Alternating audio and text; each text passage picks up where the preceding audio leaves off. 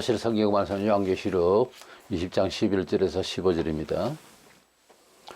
또 내가 크고 흰 보좌와 그 위에 앉으신 이를 보니 땅과 하늘이 그 앞에서 피하여 간데없더라. 또 내가 보니 죽은 자들이 큰 자나 작은 자나 그 보좌 앞에 서 있는데 책들이 펴 있고 또 다른 책이 펴졌으니 곧 생명책이라. 죽은 자들이 자기 행위를 따라 책들에 기록된 대로 심판을 받으니 바다가 그 가운데서 죽은 자들을 내주고 또 사망과 음부도 그 가운데서 죽은 자들을 내주매 각 사람이 자기의 행위대로 심판을 받고 사망과 음부도 불못에 던져지니 이것은 둘째 사망이 곧 불못이라. 누구든지 생명책에 기록되지 못한 자는 불못에 던져지더라. 아멘. 예수님께서 바로 앞장인 19장에서 하늘로부터 강림하셔서 이제 우리 성도들을 부활을 시키시고 이 세상을 새롭게 해서 천년 동안 왕국 생활을 하게 됩니다. 물론 불신자들은 그때까지는 부활을 하지 않습니다. 죽은 자든 산 자든.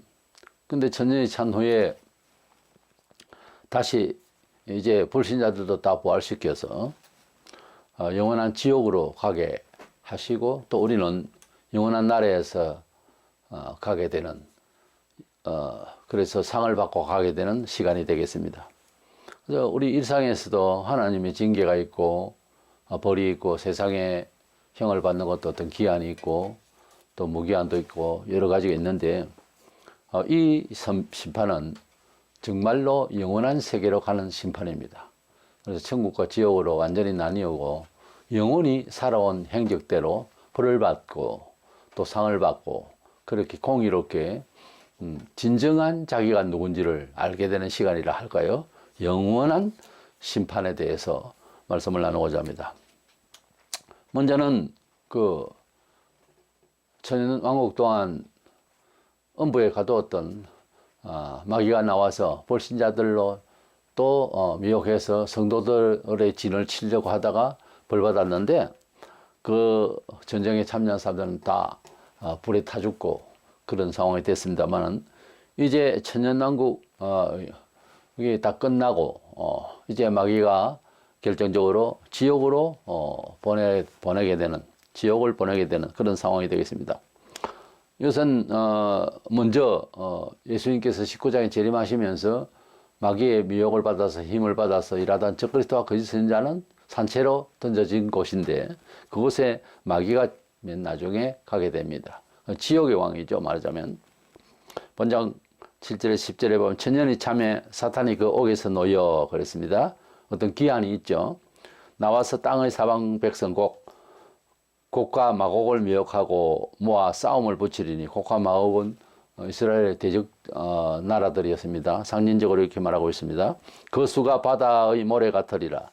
그들이 지면에 널리 퍼져 성도들이 진과 사랑하시는 성을 두루매 하늘에서 불이 내려와 그들을 태워버리고 또 그들을 미혹하는 마귀가 불과 유황못에 던져지니 거기는 그 짐승과 그 선지자도 있어 세세토록 밤낮 괴로움을 받으리라. 저 그리스도의 이제 영이 곧 마귀가 준 것인데 그 마귀의 힘을 가지고 세상을 통치하고 또 영향력을 주어서 능력을 발휘해서 그리스도 선지자 이 둘은 19장에서 이미 그곳에 가 있습니다. 버려져서. 그러니까 그들의 최고의 왕이 되는 사탄이 이제 그곳으로 들어가게 됩니다. 이 사탄을 말할 것 같으면은 그냥 의미의 뜻이 아니고 실존하는 영물인데 하나님께서 별과 같이 수많은 별을 헤아릴 수 없을 만큼 많다고 그러죠. 수많은 천사들을 만드는데 그 중에서 세 군단을 보고 있습니다.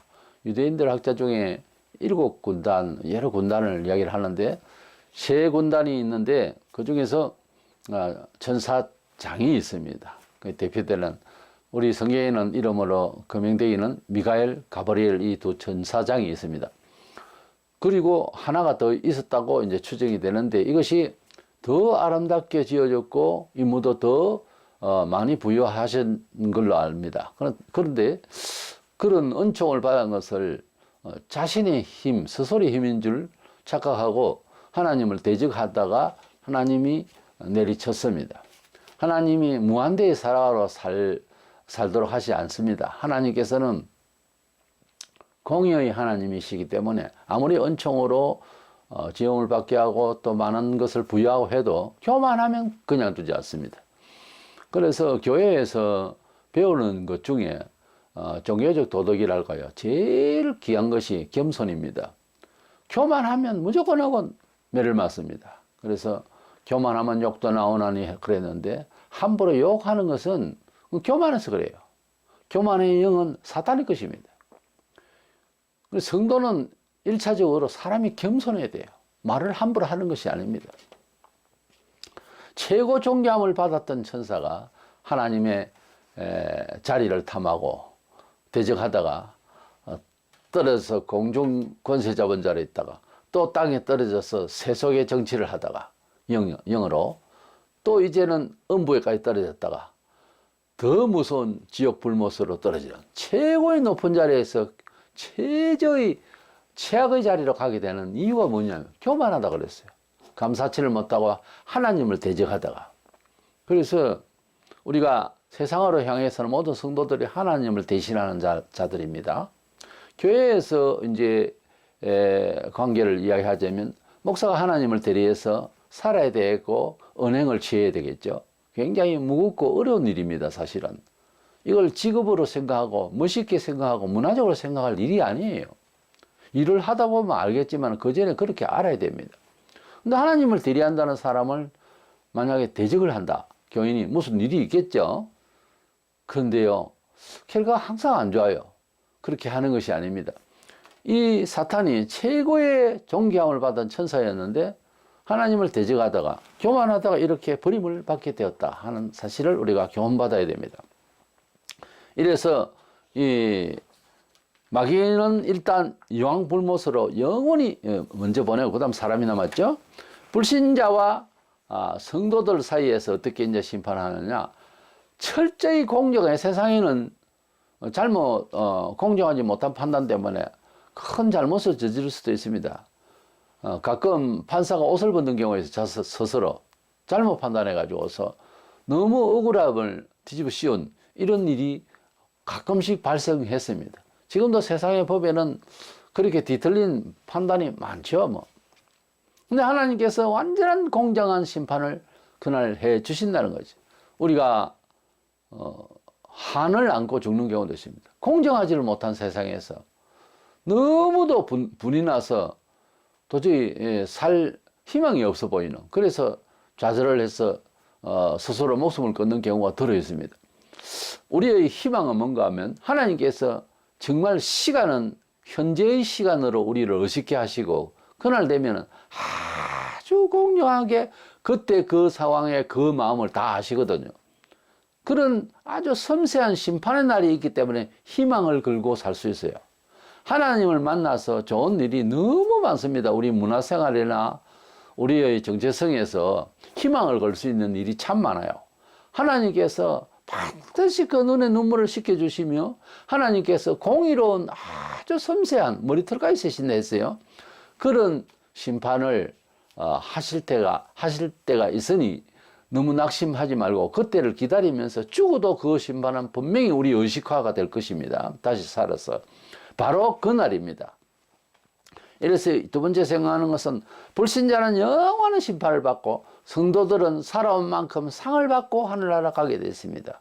얼른 의문이 있을 겁니다. 신자들도 잘못됐는데 벌을 받나요? 이렇게 질문할 수 있는데 우리의 잘못된 모든 것을 위해서 예수 믿고 난 뒤나 그 전이나 간에 우리의 죄를 위해서 십자가에 피 흘려 돌아가신 예수님의 그 대속의 죽으심을 우리가 믿기 때문에 우리의 수양의 정도나 또는 성실함의 정도를 가지고 구원하는 것이 아님을 하나님께서는 아들을 통하여 약속하셨습니다. 때문에 신자와 불신자에서 큰 지식의 정보에 대한 신뢰의 차이는 뭔가 하면 예수는 그냥 종교 교주다 내지는 성인군자다 이렇게 생각하니까 자기 죄에 대해서 낙담에 대해서 세상의 괴로움에 대해서 풀지를 못하는 거예요. 우리는 어떤 면이 있냐면 우리 스스로는 때로는, 아니, 전체가 다 그렇겠지만 마음먹기가 나름인데, 불신자들보다 더 못났는데, 더 죄를 지었는데도 세상에 형을 받아야 할 거는 받음에도 불구하고, 심지어 사형 언도를 받아도 하나님 앞에서는 속죄함을 얻을 수가 있도록 하나님께서 약속하신 아들의 피를 믿은 자거든요. 예수님의 희생의 피가 우리 죄를 위한 것이라 함을 우리가 믿었기 때문에 그거 한 가지를 보고 하나님께서는 어렵다 칭한다고 했거든요. 우리들의 뭐 유교적인 사상이 아니라 하더라도 얼른 수용하기가 어려운 그런 조건이지만은 하나님께서는 그렇게 하시겠다고 심판하시는 신이거든요. 우리가 그것을 믿고 하나님의 자녀가 될 수 있는 라인을, 그런 언약을 하나님께서 말씀하셨어요. 그것을 믿는 겁니다. 그래서 기독교는 뭐예요? 믿음의 종교라. 하나님의 언덕을 그냥 받아들이는 종교라는 거. 우리가 어떻게 해서 구원을 받을 만큼 있게 수용을 하거나 착하게 살거나 그런 거로 가지고는 안 된다는 거예요. 그리고 그거 긴가민가하고 예수 믿는 사람과 그리고 믿는 가운데 연구를 하고 평생을 연구를 하고 많은 사람들 지역적인 것, 시대적인 것, 그런 것을 다 통합적으로 다 해봤는데 하나님 말씀이 맞다는 거죠. 그렇게 안 하면 안 되는 인간임을 우리가 스스로 불신자보다 더 정확하게 알아버렸어요. 우리는 스스로 계획을 할 수가 없고 새로를 질 수가 없다는 것. 그걸 알고부터 전도를 하거나 우리의 그 관계 속에서 사람이 사람을 변화시킬 수가 없다는 걸 알았어요. 할 수 있는 일은 위하여 축복하고 기도하고 그리고 힘써주는 것 뿐이지 절대로 내가 사람을 변화시킬 수 있는 존재가 아니라는 것을 알아버렸어요.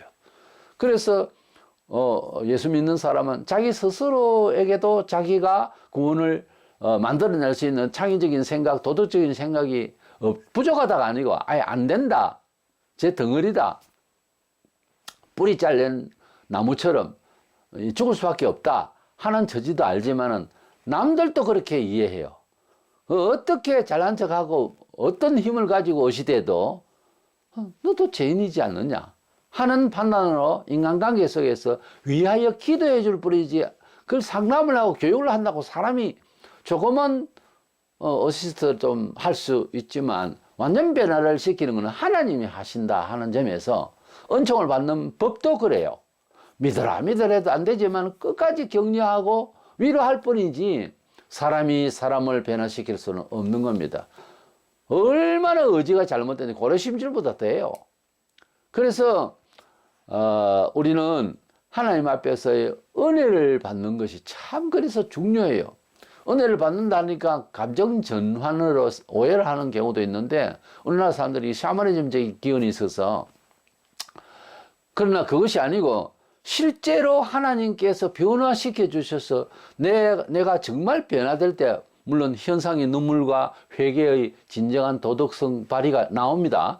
근데 내가 내를 생각해도 내가 거울로 나를 봐도 변화받았다는 것을 알게 되는 그런 상황까지 이제 하나님께서 체험하게 하시는 겁니다. 그래 바울 같은 경우에도 보라 새것이 되었도다, 자기를 표현할 때 나는 새것이 되었도다라고 고백한 거예요. 그런 새로움에 대한 고백이 찬송시에서 다 절절히 나오는 겁니다. 우리가 찬송을 함께 부르며 같이 아멘하고 한 목소리를 부르는 것은 그 찬송시를 지은 사람 마음을 나도 닮았다는 뜻에서 찬송하는 거죠. 불신자들은 찬송을 뭐 좋아하거나 이건 아니잖아요. 아, 참 찬송 소리는 편안하다 그런 정도지. 그 사람들 그래요. 그러나 이 찬송시를 내가 그렇게 고백할 수 있는 양심은 없죠. 왜냐하면 안 믿기 때문에, 체험 못하기 때문에. 자를 아무리 수도를 해도 찬송을 들이대서 이렇게 불러라 하면 안 돼요. 하나님을 첫째 인정할 수가 없죠. 이 소리를 어디로 올리는 건지 모르죠. 그래 올려야 할 내 영혼의 감각이, 지식이 원인을 못 찾았기 때문에 수도를 해도 찬송을 할 수 있는 건 아니에요. 옛날이나 지금이나 하나님을 안 만나도 수도하는 사람, 자기를 돌아보는 사람 반성 얼마나 다 하잖아요. 그렇다고 찬송이 나옵니까? 아니잖아요. 그래서 우리 하나님 앞에 찬송시를 우리가 이렇게 가사를 보면 가사를 알면서 느끼면서 찬송을 하는 겁니다. 원래 곡도 중요하지만 곡보다는 곡조가 조금 틀려도 가사 내용이 분명해야 돼요.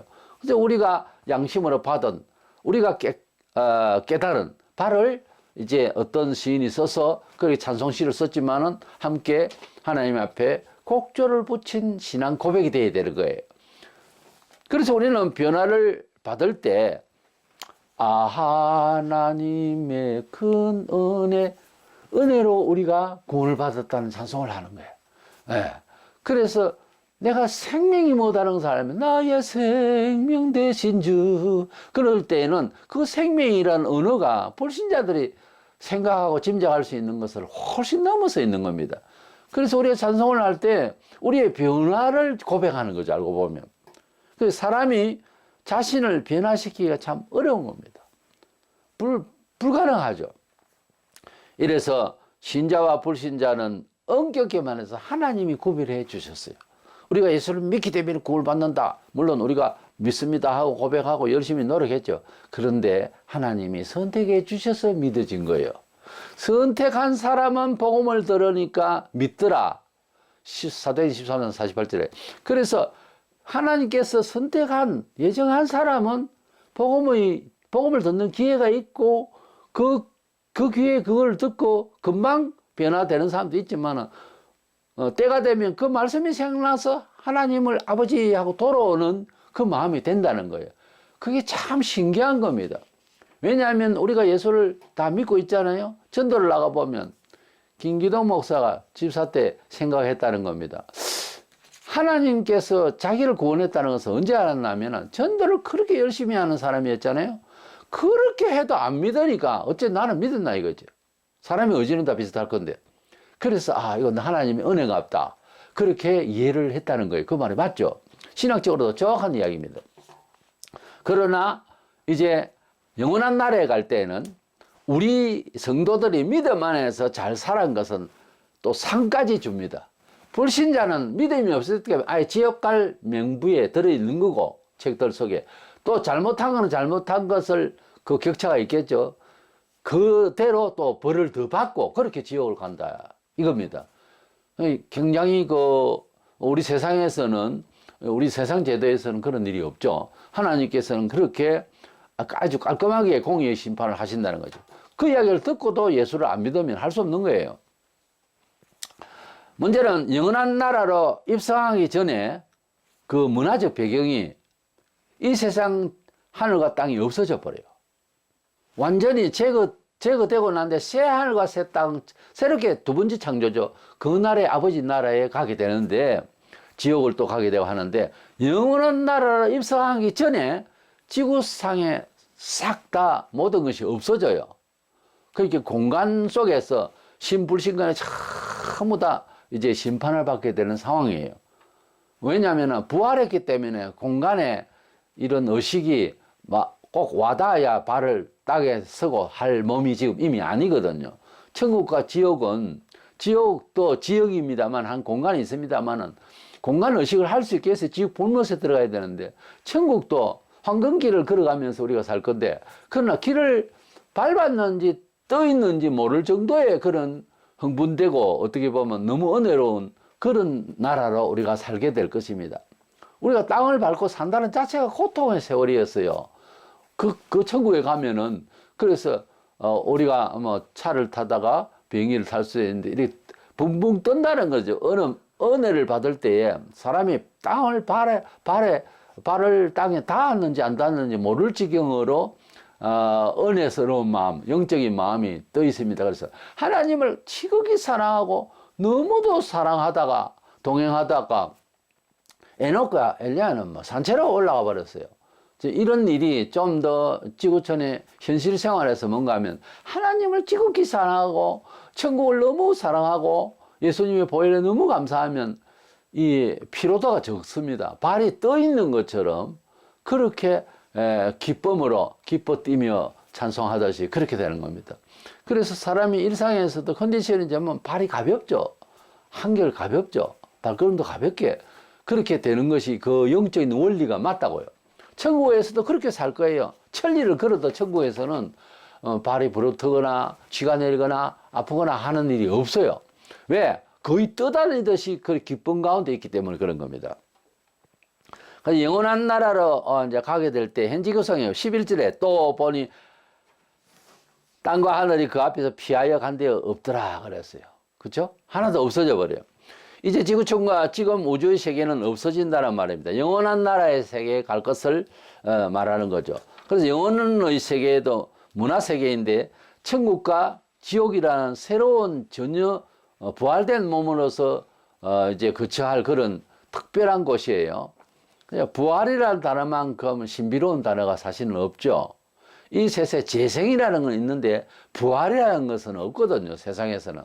근데 부활의 몸을 가지고서 새 하늘과 새 땅, 그 부활의 어떤 땅과 하늘이라고 봐야 되겠죠. 그런 제2의 창조의 아버지 나라에 우리가 들어가서 살게 될 것은 한마디로 말해서 거의 환상인데, 그러면서도 우리는 철저히 체감하는 그런 좋은 나라란 말이에요. 아니, 꿈속에서 사는 듯한 그런 정신세계가 아니라 의식이 확실히 되는 거예요. 우리가 지상에서도 하나님 뜻 가운데서 의식화되면 훨씬 우리가 행복할 수가 있습니다. 우리의 의식이 이제 깨어있는 그런 정신세계는 얼마 안 된다 하거든요.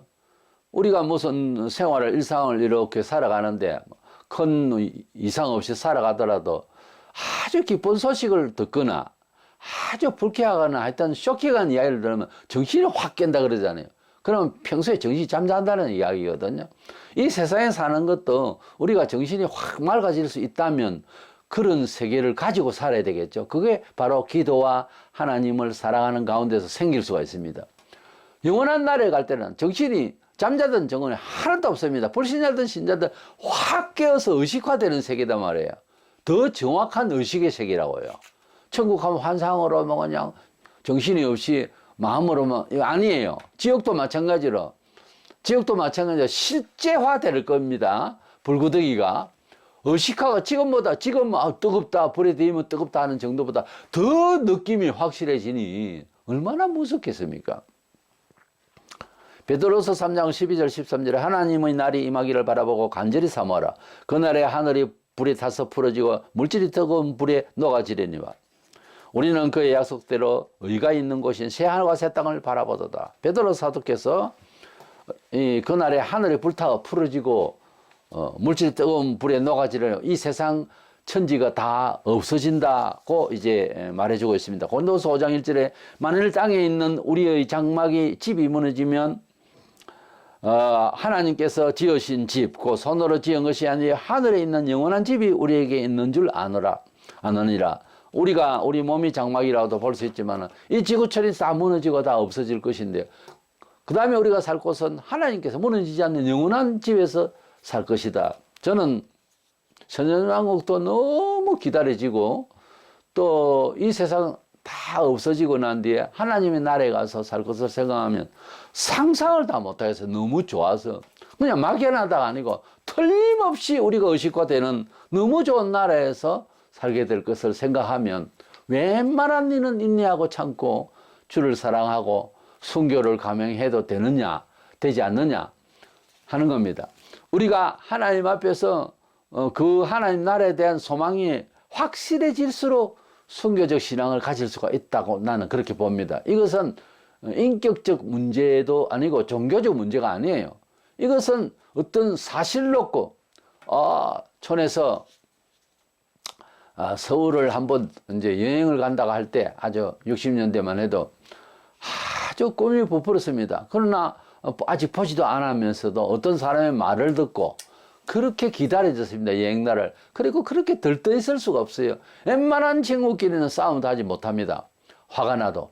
그와 같이 우리가 천국을 갈 수 있는 대합실인 교회를 다니면서 하나님 나라에 대한 소개를 계속 받습니다. 매주. 그리고 스스로도 정말 하나님의 나라에 대한 소개인 성경을 계속 봅니다. 그러면 그 그리워함이 너무나도 우리에게 뜨겁게 와닿을 때는 뭐 그냥 지상에 살아도 안 사는 것처럼 떠 있는 것처럼 그렇게 될 수가 있다는 거죠.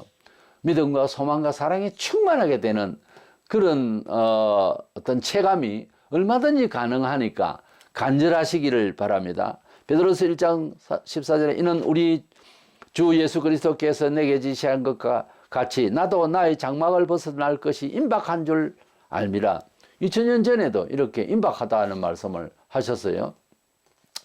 베드로 사도께서 이런 말씀을 하신 것은 정말 학문적인 것이 그렇게 풍부한 사람도 아니었잖아요. 어부였는데 3년 동안 주님이 주신 그 말씀 중에 소망은 새하늘과 새 땅이 있다. 이 세상 없어질 것. 그 믿음이 왔던 거죠. 그래서 나의 장막이 벗어날 것이 임박할 암이라. 죽기 전에 하는 이야기죠. 우리 몸이 장막이 무너진다는 말로서 표현이 되는데, 그래서 하나님 나라에 들어갈 나의 집이 있다고 하는 이 사실을 베드로 사도께서 그렇게 강조하고 있는 겁니다. 계시록 21장 3절 내가 들으니 보좌에서 큰 음성이 나서 이르되 보라 하나님의 장막이 사람들과 함께 있으며 하나님이 그들과 함께 계시리니 그들은 하나님 백성이 되고 하나님은 친히 그들과 함께 계셔서 그랬어요. 우리가 천국에 올라가는 하나님 안 보이고 그게 아닙니다. 우리는 하나님을 우리의 부활한 눈으로 목격하게 되고 우리의 부활하는 몸은 눈은 부활하신 예수께서 만왕의 왕이 되심을 알게 되고 그렇게 됩니다. 그러니까 하나님의 나라는 나라의 조건처럼 국민 주권 영토가 있듯이 국민은 하나님의 백성이고 주권은 하나님의 왕이시고 예수님이 만왕의 왕으로서 우리를 통치하시겠죠. 그리고 땅이 있습니다. 새하늘과 새 땅. 이래서 완전한 새로운 세계지만은 국가 조건이 되어 있습니다. 나라 조건이 되어 있습니다. 국민 주권 영토가 분명하게 되어 있는 나라입니다. 그래서 천국이라고 해요. 나라 국자를 씁니다. 그래서 하나님의 나라도 대한민국, 미국 이렇게 말하듯이 하나님의 나라입니다. 한국이 아니고 천국이에요. 그래서 신국이라고도 하죠. 하나님의 나라라서. 그래서 우리는 하나님의 나라에서 우리가 영원히 살게 되고 불신자들은 지옥 불못으로 가게 되는데, 두 번째 제가 하는 것은 심판받을 책들과 성도의 생명책, 이 책 두 가지가 나오는데, 책들이라고 하는 복수 형태가 있고요. 또 생명책이라고 하는 단수형으로 나와 있습니다. 생명책 하는 것은 성도들이 이름이 기록되어 있고 상 받을 내용이 있겠죠. 그리고 책들은 왜 책들이고 복수가 되어 있을까? 불신자의 죄악을 많이 기록해야 되기 때문에 그런지 모릅니다. 철학과 신학도 자유주의 신학은 말이 많습니다. 복잡해요. 그러나 하나님의 뜻은 굉장히 간명하고 아주 단순하게 우리에게 들려집니다. 그래서 여러 사람들이 하나님의 말씀에 대해서 의문을 품고 이런저런 소리로 여러 가지로 연구를 하고 이러는 것이 복수 형태란 말이에요. 복잡한 이야기를 하지만은 간명하게 들려지는 명시하시는 하나님의 은총의 언약은 아주 단순하게 들려져야 돼요. 그래서 우리 성도들은 그런 연습이 돼야 됩니다. 본래 그런 말이 있습니다. 목사는 단순하다고. 하나님의 뜻대로만 생각한다. 그 말이죠. 목사가 철학이 너무 많아지고 문화생활에서도 지식이 많아가지고 아주 풍성하고 교양 지식과 이런 거 쌓으면 대단한 것 같아도 그럴수록 하나님을 적극적으로 순종하는 데는 이래저래 가려야 되고 살펴봐야 되고 평가를 해야 되고 이것 때문에 문제가 생길 수도 있어요. 그래서 인문학이 참 인품면에 좋은데 인문적인데 깊이 들어간 사람은 하나님을 만나는 것도 자꾸 입시름을 해요. 언어 유희가 많다고. 그냥 잘못됐으면 잘못됐다. 은혜 받았으면 은혜 받았다. 아멘이면 아멘 이래야 되는데 미사리와 말을 자꾸 갖다 붙이는 습관이 돼가지고, 그래서 학문이 잘못하면 교만하게 된다. 그러면 교만이 뭡니까? 안 간단하다고 말이에요. 사람이 하나님 앞에서 어떤 뜻을 이야기할 때 이게 부지런히 연구해도 결국은 아멘입니다. 이래야 돼야 되는데 부지런히 연구해 딴소리를 다 하면은 그건 지식이 아니에요. 쓸모없는 지식이 되는 겁니다. 그리고 많이 알수록 사람이 신학적으로 올바른 것을 배워도 사람이 하나님을 섬기는 데 있어서는 지식 때문에 약간씩 착오가 납니다. 교만해진다고. 바울이 아주 유능한 사람이어서 식견이 좋고 원래 율법 교사로서. 근데 예수님을 만나고 난 뒤에 불쑥불쑥 올라오는 자기 자랑, 자기 지식이 자꾸만 단순하게 전해야 될 복음의 능력에 대해서 약화시키는 거예요. 그래서 무섭게 떨었다고 그랬어요. 자기가. 내 자신이 원래 가지고 있는 이것 때문에 불편하다는 거지.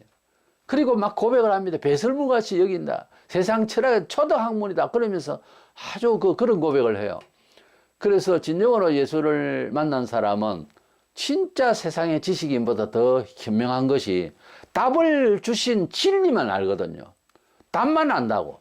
우리가 수능 시험을 치는데 1번은 4번이고 2번은 2번이고 답을 외웠다 칩시다. 답만 알고 찍으면 될 것 아닙니까? 답을 알면. 그와 같이 바울은 예수를 만나고 난 뒤에 질문을 많이 하게 된 철학은 퀘스천 마크거든요. 항상 질문을 하는 겁니다. 인생은 왜 부자가 돼야 되고 왜 행복해야 되고 계속 왜를 붙이는 것이 철학인데요. 진리를 벗어난 것은 항상 그렇게 복잡해요. 그러니까 간명하게 들려지는 하나님의 음성 앞에 아멘하고 성령에 붙들려야 되는데 바울이 그게 안 되는 거예요. 자꾸 이제 자기의 지식이 자기를 해방하는 거예요. 그렇기 때문에 예수의 십자가와 그 부활밖에 나는 증거할 것이 없다 하면서 그렇게 선언을 해요. 그가 아테네에서 철학의 도시고 종교 문화가 풍성한 곳에서 이제 실력이 있는 대로 시비를 많이 해봤어요. 전도가 안 되는 거예요, 오히려. 말이 많아도 되는 게 아니에요. 그래서 하나님께서는 지식인이 많고 율법 교사가 많고 전통이 있는 예루살렘 주변에는 베드로를 보내버리고 지식이 필요한 것 같고 좀 많은 그 종교가 있고 철학이 있어서 바울을 보내면 좋을 것 같은 곳에는 이렇게 안 보내고 무식하고 다른 신이나 알고 있고 너무 어두운 곳에 좋은 철학을 가지고 있고 달변가를 그러면 이방인에게 바울을 보내버리는 하나님께서 그렇게 일을 하셨잖아요. 이방인을 위한 나의 택한 그릇이라 할 때는 어떻게 보면은 공부 많이 못한 사람이 거기 가서 일하는 게 맞겠듯이 베드로를 보내야 될 것 같은데 바울을 보내버리는 거야. 왜? 자기 지식을 가져와서 해보니까 안 되는 것을 딱 훈련시켜가지고 그래서 무식하고 알지 못하는 사람에게 뭐 아는 척하고 이거 가지고서 못하도록 하나님의 성령에 이끌려서 일하도록 그렇게 만들어버린 거죠. 그래서 우리가 특별히 교회 사역자들은 뭐 내가 뭘 배웠니 내가 박사니 그거 가지고 있으면은 하나님이 기뻐하지 않습니다.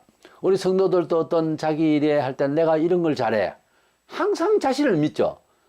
나는 이렇게 다른 사람보다 이 부분이 강점이야 싶어도 하나님 이것을 하나님 뜻 가운데서 은혜롭게 조신하게 잘 내가 일할 수 있도록 해낼 수 있도록 인도해 주시옵소서. 이것이 필요해요.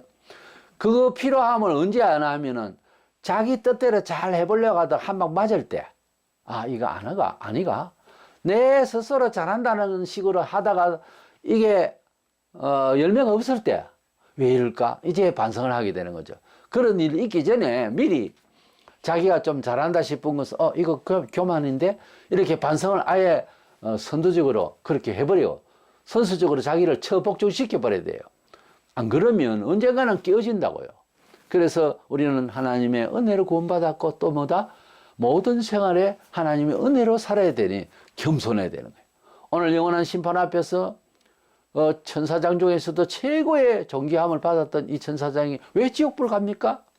그것은 하나님 앞에서 교만하다가 창조하시고 은혜 주신 말을 헤아리지 못하고 들이대다가 그렇게 교만하다가 내 잘났다고 우리가 이 세상에서 가진 것 우리 신체와 모든 조건과 가정과 환경과 시대는요 하나님이 주신 바예요. 좀 어려움이 왔다 하더라도 여기에서 잘 훈련받으면 더 좋게 하시려고 하는 환경적 요소에서 내가 태어났고 이런 환경을 받았다 이래 생각을 할 줄 알면 빨리 거듭나고 빨리 잘 될 수가 있어요. 불평하고 또 뭐 가진 것이 있으면 그 교만하고 이러면은 거두하시거나 불행해집니다. 하나님께서는 골고루 어떤 상황에 맞게 태어나고 자라게 하신 거예요. 거기에서 하나님 뜻대로 훈련을 받는 것만 남았지 불평할 게 하나도 없습니다. 하나님은 공정하시다 그랬잖아요. 분명히 공정하세요. 그걸 통과해보면 이것이 오히려 나에게 전화위복이 됐다. 이렇게 되는 사람들의 고백은 뭐예요 그러면? 때문에 환경적인 요소에 대해 불평을 하고 괴로워하고 인상을 찌푸리고 이래 살 것이 아니고 하나님이 주신 은혜를 뭐 잘 때 있어도 교만하지 말고 이것은 봉사하라고 나에게 주신 힘이다 능력의 한계다 나눠야 된다 지식도 나누고 물질도 나누고 그러려고 하나님께서 내게 주셨다 이래 생각해야 되지 안 그러면 사고 나는 거예요. 그래서 교만하고 하던 그 사탄은 버림을 당하고 이제 그를 따르던 세속적 모든 사람들도 결국은 버림을 당하게 되는데 이 책들이라는 이 복수 행태의 영적인 의미가 그렇다는 거죠. 생명책은 단순해요. 단수예요. 이것은 하나님 앞에서 아멘으로 응답한 성도들을 위한 책이니까 이름이 명기되고 복 받을 상에 대한 기록이 되어 있으니까 아무리 글이 있어도 이것은 단수로 되는 것은 간명하게 하나님 앞에 응답한 사람들의 삶이기 때문에 이렇게 단수 형태로 되어 있는 겁니다. 12절 13절에 책들이 피어 있고 또 다른 책이 피어졌으니 곧 생명책이라. 죽은 자들이 자기 행위를 따라 책들에 기록된 대로 심판을 받으니, 이것은 책들에 대한 이제 보조 더 설명이죠. 자기 행위를 따라 책들에 기록된 대로 심판을 받으니, 우리 성도들도 이제 판단을 받는데 상급에 대한 그런 여러 가지 통계를 받는 거죠. 행위에 따라 불신자는 행빌로, 행위에 따라 성도들은 충성의 생활을 살은 만큼의 상급을 받는 겁니다. 예수님께서 재림하시면 우리가 다 부활하게 되는데 모든 사람들 다 같이 부활하는 것을 함께 동참합니다. 그러나 천국을 갈 때는, 천년왕국 또한 똑같아요. 천국을 갈 때는 그 영광의 모습이 충성도해서 부활하고 난 뒤에 행위가 있어서가 아니고 이제 우리가 잊고 살았던 그 충성을 다 보시고 상을 채워서 그래서 하늘나라로 가는데, 그때는 빛이 형제들끼리 조금 다를 겁니다. 살아보니 천년동안 왕국 동안 이 세상에서 천년왕국 동안 살아보니까 형제는 올라갈 때 상을 참 더 많이 받을 것이 눈에 보인다. 아마 그렇게 말할걸요.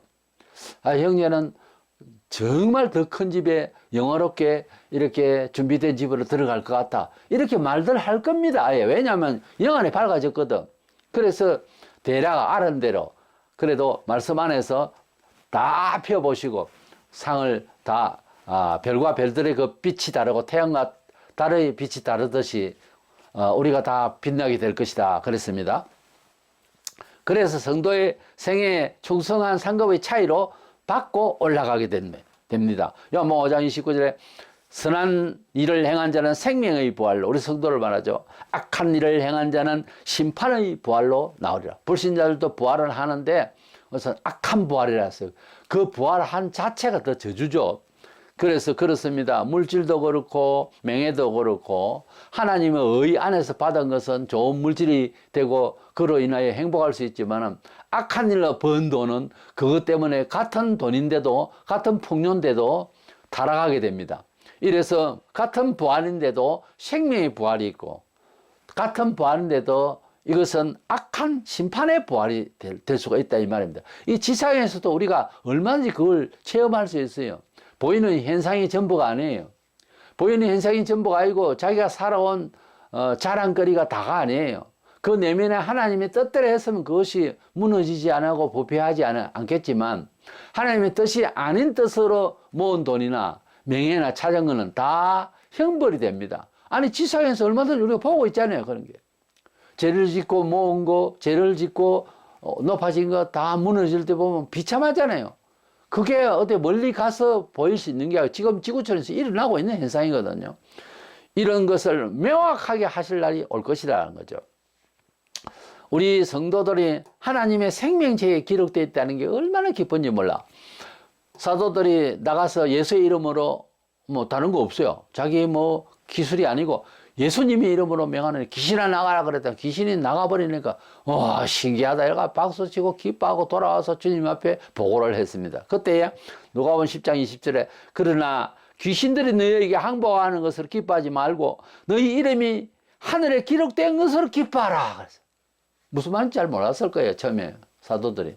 하나님의 나라의 생명책에 기록된 것으로 기뻐해야 할 이유는 심판날 그렇게 가치가 있다는, 그 생명책에 이름이 기록됐다는 게 눈앞에 보일 것 아닙니까?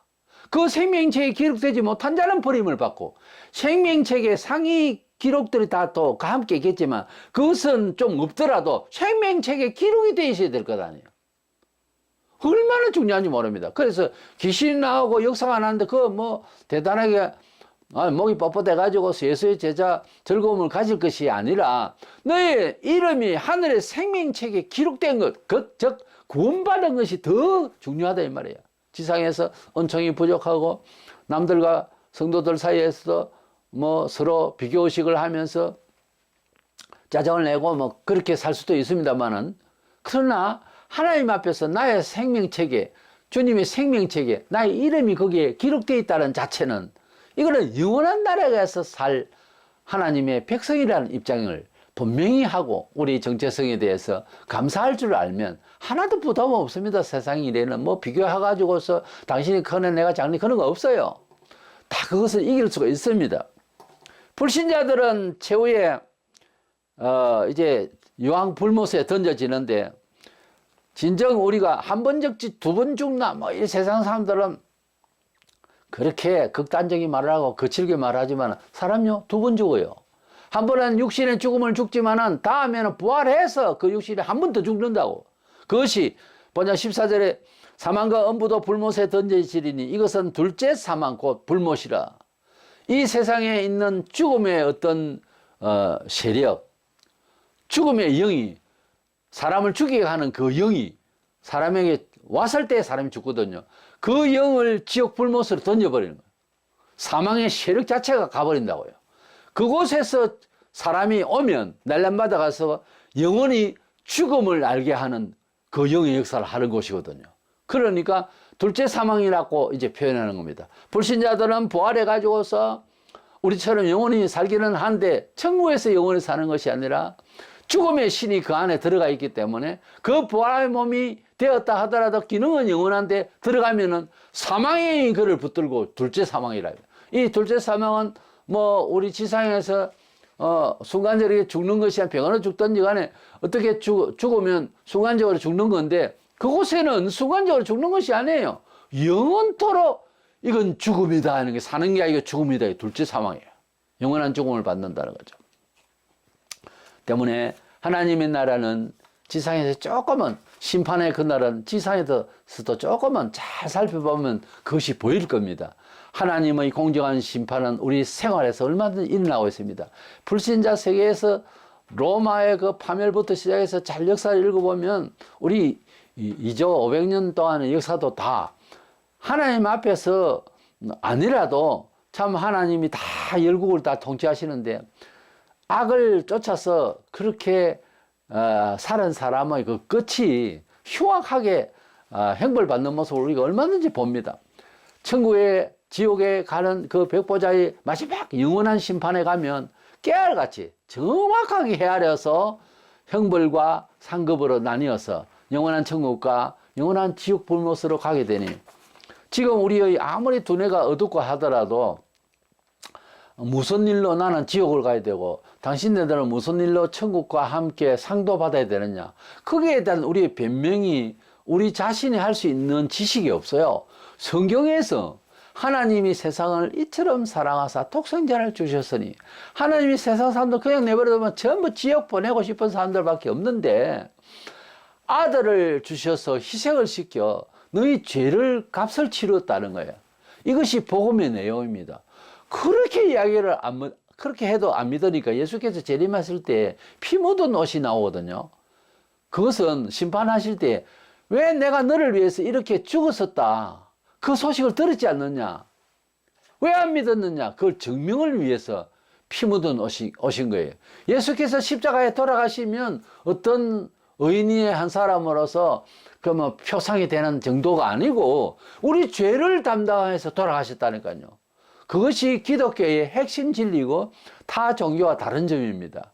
영원한 구원의 생명의 책에 우리 이름이 기록되게 하기 위해서 아들이 3년 동안 공생에 적극 순종하고 하나님의 뜻대로 살아서 우리를 위하여 희생제물로 오셨다 하시고 말씀하신 대로 돌아가 주시고 그리고 또 한 사흘 만에 부활하셨어. 큰 슬픔 이후에 또 영광의 부활로 우리에게 희망을 주셨으니 진정한 구원은 매질과 함께 회복이 있어야 되거든요. 그래서 예수의 삶을 우리의 삶의 사람의 관계에서 그걸 좀 더 현실화한다면은 자식을 키울 때도 그렇지만은 공의가 있어서 매질을 할 거나 하고 분석을 할 거나 하되 사랑으로 또 부활의 역사, 재생의 역사를 할 수 있도록 위로, 큰 위로가 또 필요합니다. 그래서 매와 큰 위로는 항상 필요합니다. 반쪽만 하면 안 되죠. 그것이 예수의 죽으심과 부활, 그것이 하나님의 공의와 사랑의 상징적인 내용입니다.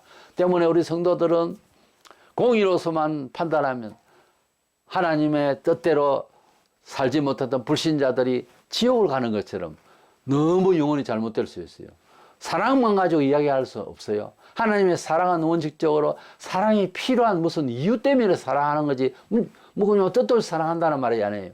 우리가 죄인인데 하나님의 그 크신 사랑, 예수를 주심에 감사한 그들에게는 회개하라고 매질을 하고 공의를 갖다 붙이지만은 하나님의 그 사랑이 믿는 자에게 엎어져서 죄를 없이 하고 찾아볼 수 없도록 아주 흰 눈같이 다 덮어버린 것처럼 천지가 다 눈으로 덮이면 안 보이잖아요. 색깔과 형형 모든 모습이 안 보이잖아요. 그래서 눈과 같이 희리라 그랬거든. 그래서 하나님께서 사랑하셔서 우리를 구원의 생명체에 기록하시고, 불신자들은 모든 잘못된 것을 공의로만 심판을 다 해버립니다. 사랑이 갈 수가 없어요. 왜? 사랑은 믿으면서 왔거든요. 이런 원리를 알고 우리가 이 세상 살면서 성도로서 항상 공의적인 생각은 항상 그 전조의 사랑을 이야기하기 전에 해야 됩니다. 자기 일이나 남의 일이나 공동체 일에 공의롭게, 하나님 말씀이고 율법이죠. 이거 맞느냐 하는 것을 이야기해야 돼요. 잘못된 거에 대해서는 회개가 필요하죠. 과정이 필요 없이 그냥 사랑 이야기는 잘못된 겁니다. 현대교회가 하나님을 두려워하지 않는지 큰 약점이에요. 먼저는 하나님을 두려워해야 그 다음에 사랑을 받아요. 두려워하지 않다가 공의의 심판만 불신자들이 받거든요. 그러니까 반드시 하나님을 먼저 두려워하고 잘못된 것을 회개할 근거를 가지고 이유를 용납하고 그 다음에 하나님께서 예수의 피로 용서하시겠다는 약속을 받는 거죠. 이래서 우리는 영원에 이르는 심판이라는 주제에 이 말씀을 생각하면 지상에 우리가 살면서도 얼마든지 응용이 되어야 됩니다. 하나님께서 우리에게 영원한 나라에 가기 전에 우리는 신앙상급을 받게 되고, 불신자들은 영원한 지옥 행벌을 받을 모든 잘못된 것만 공의 앞에만 자꾸 채워나가는 거예요. 너희가 죄를 쌓는도다 그랬거든요. 그래서 우리 주님이 오셔서 우리에게 영생으로 가게 하실 뿐만 아니라 상까지 받아서 아버지 나라에 새하늘과 새 땅 진짜 신천신지로 우리를 옮겨가게 되니, 밤하늘의 별빛도 아름답고 태양이 있어 좋고 지구촌도 아름다운 것이 많지만은, 그러나 이 모든 것은 한계가 있고 부패하고 그랬습니다. 우리의 경험이 이거 다 불타 없어지고 제2의 창조 하나님의 나라에 새 하늘과 새 땅이 있으니 우리에게 정말 철학적으로도 생각해도 최고 가치의 비전이고, 그 나라를 분명히 거짓말하지 아니하시는 예수께서 말씀하셨고, 거짓되지 않은 절대 진리 참 약속 참 말씀 참된 약속인 하나님 말씀에 그 나라가 있다 하니 얼마나 좋습니까? 가능한 순교적 신앙으로 믿음, 소망, 사랑, 그중에 제일은 사랑을 쫓아서 하나님의 공의와 사랑 가운데서 잘 살아서 상을 준비하는 저와 여러분 되시기를 주의 이름으로 축원합니다.